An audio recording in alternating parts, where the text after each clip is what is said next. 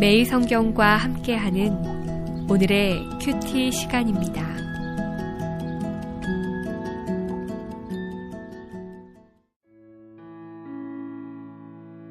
(4월 7일) 오늘의 말씀은 마태복음 25장 31절에서 46절입니다.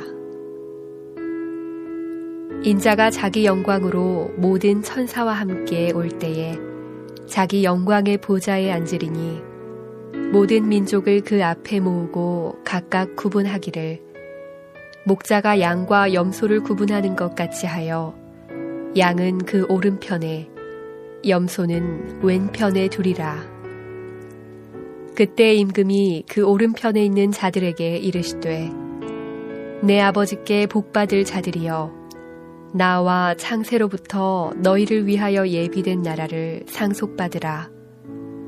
내가 줄일 때에 너희가 먹을 것을 주었고 목마를 때에 마시게 하였고 나그네 되었을 때에 영접하였고 헐벗었을 때에 옷을 입혔고 병들었을 때에 돌보았고 옥에 갇혔을 때에 와서 보았느니라.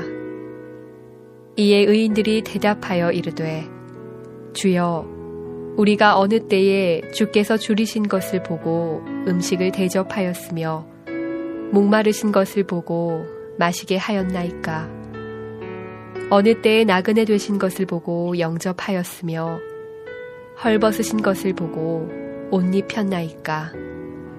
어느 때에 병드신 것이나 옥에 갇히신 것을 보고 가서 배웠나이까 하리니 임금이 대답하여 이르시되 내가 진실로 너희에게 이르노니 너희가 여기 내 형제 중에 지극히 작은 자 하나에게 한 것이 곧 내게 한 것이니라 하시고 또 왼편에 있는 자들에게 이르시되 저주를 받은 자들아 나를 떠나 마귀와 그 사자들을 위하여 예비된 영원한 불에 들어가라.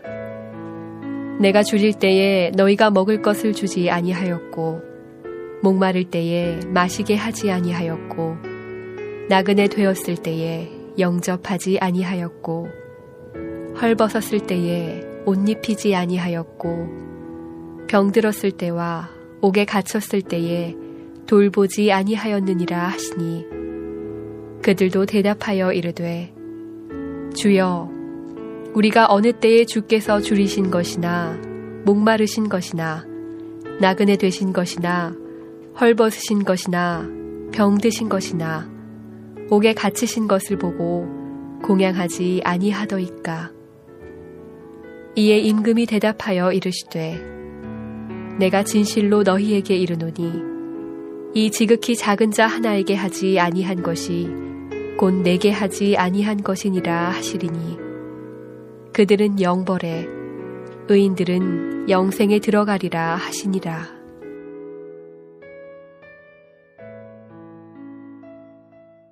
복된 월요일입니다. 다시 세상 속으로 들어가 충성되이 일하며 하나님을 기쁘게 해드리는 하루 되시길 축복합니다. 그리고 오늘의 성경 묵상이 여러분에게 힘과 능력이 되시기를 축복합니다. 오늘 본문에서도 계속해서 종말에 있을 심판에 대해 말씀하십니다. 어제 우리는 주님께서 우리에게 원하시는 것이 소극적으로 남에게 손에 끼치지 않는 삶, 그 수준이 아니라 적극적으로 무엇을 행하여야만 하는 삶이라는 것을 묵상했었습니다. 오늘은 무엇을 그렇게 열심히 행해야 하느냐라고 하는 내용입니다. 우리에게 두려움으로 다가오는 모습이 등장합니다. 예수님께서 다시 오셔서 모든 민족을 그 앞에 모으고 구분하시기 시작합니다. 너는 오른쪽으로 가라. 너는 왼쪽으로 가라. 이렇게 구분하며 영원한 삶을 결정받게 된다는 것이죠. 그런데 주님께서 천국을 약속받은 사람들에게 이렇게 말씀하십니다. 35절부터 말씀입니다. 내가 줄일 때에 너희가 먹을 것을 주었고 목마를 때에 마시게 하였고 나그네 되었을 때에 영접하였고. 이런 식으로 사람들이 예수님 자신에게 어떤 일들을 했는지를 나열하시면서 기뻐하시고 칭찬하십니다. 그러자 그 이야기를 들은 사람들이 대답합니다. 아니 주님, 우리가 언제 주님께 그런 대접을 해드렸다는 것입니까? 저희는 기억이 없습니다. 그 질문에 예수님께서는 다시 대답하십니다. 40절 말씀. 너희가 여기 내 형제 중에 지극히 작은 자 하나에게 한 것이 곧 내게 한 것이니라. 오늘의 성경 말씀은 요약해보자면 간단합니다. 우리가 주위에 가난하고 외롭고 줄이고 불쌍한 자들을 돕는다면 주님께서는 그것을 자신을 도와준 것처럼 기쁘게 받을 것이라는 말씀입니다. 그런데 그 수준에서 끝나지를 않죠. 우리가 주목해야 할 것은 이것입니다. 지금 주님께서는 너희가 약한 자를 도우면 복을 받을 것이다. 예 수준에서 머무르는 것이 아니라 약한 자를 돕지 않는 자들에게는 영원한 형벌이 있을 것이다. 라는 수준까지를 이야기하십니다. 무슨 의미인가요? 우리에게 도움과 구제란 필수 조건이라는 뜻입니다. 우리가 생각하기에 참 부담스럽게도 이 구제의 문제를 구원의 근거와 동일선상에 놓고 강조하십니다. 물론 이 선행이라는 것이, 구제라는 것이 구원의 근거 전부가 되지는 않을 것입니다. 우리는 분명히 예수 그리스도의 십자가로 구원받습니다. 하지만 오늘 말씀에서 적어도 주님은 이 선행과 구제를 복음의 문제만큼 귀하게 다루고 계신다는 것은 분명한 사실입니다. 생각해보면 맞는 이야기입니다. 만약 여러분이 복음의 감격 가운데 하나님을 뜨겁게 사랑하고 계시다면 주위에 외롭고 아프고 굶주린 사람들을 보면서 냉랭한 가슴과 이성의 잣대를 들이댄다는 것은 불가능할 것입니다. 교회 안에 있을 때는 뜨거운 눈물을 펑펑 쏟아놓고 교회를 나가는 길에 마주치는 외롭고 힘든 이들을 본체만 취한다는 것은 뭔가 어울리지 않는 이야기 아니겠습니까? 주인이신 주님께서 원하시는 삶의 모습이 무엇인지를 다시 한번 기억했으면 좋겠습니다.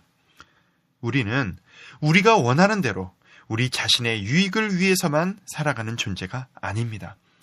우리는 주님의 종으로서 주인이 원하시는 삶을 살아가야만 합니다. 그리고 주인 되신 주님께서는 우리가 주위에 약하고 불쌍하고 외로운 자들을 돕기를 원하십니다. 이것은 선택이 아니라 의무사항입니다. 여러분은 어떻게 하시겠습니까? 내 눈에 저 사람이 진짜 어려운 사람이 맞는가? 이런 식의 판단 기준은 우리 뒤로 넘겨놓았으면 좋겠습니다. 우리가 그들을 주님을 사랑하듯 섬기며 사랑하기만 한다면 그 사람의 진짜 상황과는 상관없이 예수님은 우리의 사랑을 받으실 것이기 때문입니다. 함께 기도하겠습니다. 우리를 죽기까지 사랑하신 주님, 우리가 받은 그 사랑으로 우리도 다른 이들을 사랑하기 원합니다. 끝없이 몰려드는 모든 약한 이들을 사랑하는 마음으로 끝없이 도우신 주님의 삶을 기억하며 우리도 주님과 같은 삶을 살아가게 하여 주옵소서. 예수님의 이름으로 기도합니다. 아멘.